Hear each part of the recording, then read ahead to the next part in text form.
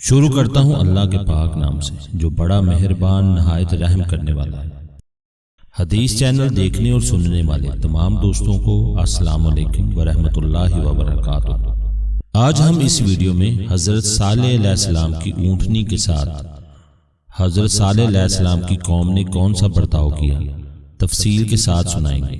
امید ہے آپ ہمارے ساتھ رہیں گے۔ اگر آپ کو ہماری ویڈیو پسند آئے برائے مہربانی ایک لائک ضرور کیجیے گا۔ شراب کے جام چلتے رہے اور ان کی گفتگو کا رخ صالح علیہ السلام سے ہٹ کر اس اونٹنی کی طرف ہو گیا۔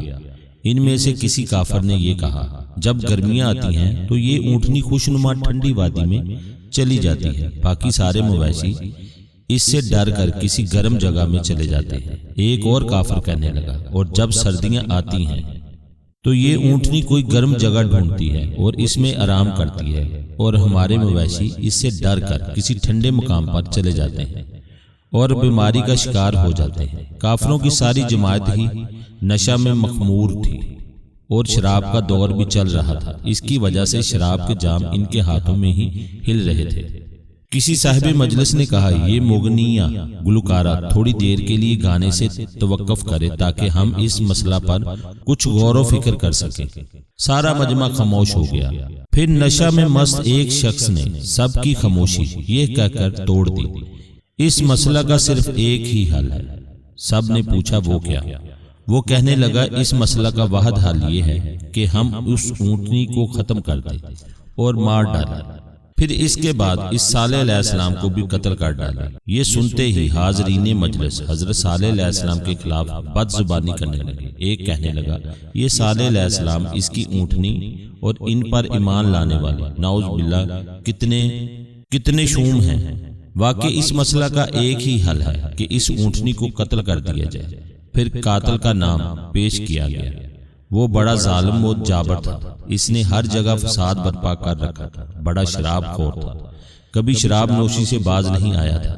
وہ اب بھی شراب کے نشہ میں مخمور تھا، اور اس کے ساتھ اس کے اور کارندے بھی تھے جو اونٹنی کے قتل کرنے میں بطور معاون تیار کھڑے تھے اور اس جرم کا اعلیٰ کار بننا چاہتے تھے۔ غداری اور دھوکہ بازی کی وہ شب آ گئی۔ مبارک اونٹنی اس حال میں سو رہی تھی کہ اس کا چھوٹا بچہ اس کے سینہ کے ساتھ لگا ہوا سکون حاصل کر رہا تھا۔ ادھر سے وہ 9 مجرم جرم کے ارتکاب کے لیے تیار ہوئے، جن کا سرگنا قدار بن سالف لعین تھا۔ رات کے اندھیرے میں نکلے، ان کے دل خیانت گری سے لبریز تھے۔ ان کے سرگنا قدار بن سالف نے بہت زیادہ شراب پی رکھی تھی، حتیٰ کہ وہ نہ دیکھ سکا کہ اس کے سامنے کیا ہے، اور وہ 9 آدمی بھی اس اونٹنی پر حملہ کے لیے تیار تھے۔ اونٹنی اور اس کا بچہ گھبرا کر اٹھے۔ قاتلوں کے ہاتھ ان کا کام تمام کرنے کے لیے ان تک پہنچ چکے تھے۔ سب سے پہلے قدار بن سالف نے اس پر دھاوا بولا اور اس اونٹنی کی کونچیں کاٹ دی، جس کی وجہ سے اونٹنی زمین پر گر گئی۔ پھر باقی مجرم اپنی تلواریں لے کر اس کی طرف لپکے اور اس کے ٹکڑے ٹکڑے کرنے لگے۔ جب یہ ماجرا اونٹنی کے بچہ نے دیکھا تو وہ وہاں سے بھاگا اور وہاں کسی پہاڑ پر چڑھ گیا اور 3 بار بلبلایا۔ جب صالح علیہ السلام کو اس واقعہ کا علم ہوا تو اپنی قوم سے سخت غضبناک حالت میں باہر نکلے اور ان سے فرمایا، کیا میں نے تمہیں منع نہیں کیا تھا کہ اس اونٹنی کو ہاتھ بھی مت لگانا؟ لوگ کہنے لگے، ہم نے اونٹنی کو مار ڈالا، جو عذاب لانا ہے لے آؤ، جلدی لے آؤ۔ کیا تم نے ہمیں یہ نہیں کہا تھا کہ میں خدا کا فرستادہ پیغمبر ہوں؟ صالح علیہ السلام نے ان سے یہ فرمایا۔ سورہ ہود آیت نمبر 65 ترجمہ، خیر تم اپنے گھروں میں 3 دن اور بسر کر لو، یہ ایسا وعدہ ہے جس میں ذرا جھوٹ نہیں۔ قوم نے اس پختہ وعدے میں بھی ان کی تصدیق نہیں کی، بلکہ ان کے قتل کے منصوبے بنانے لگے۔ نیز انہوں نے اس بات کی قسم اٹھائی کہ وہ ان کو ان کے گھر پر حملہ کر کے ضرور قتل کریں گے، لیکن اللہ تعالیٰ نے اپنے نبی کو ان کے شر سے بچایا اور محفوظ رکھا۔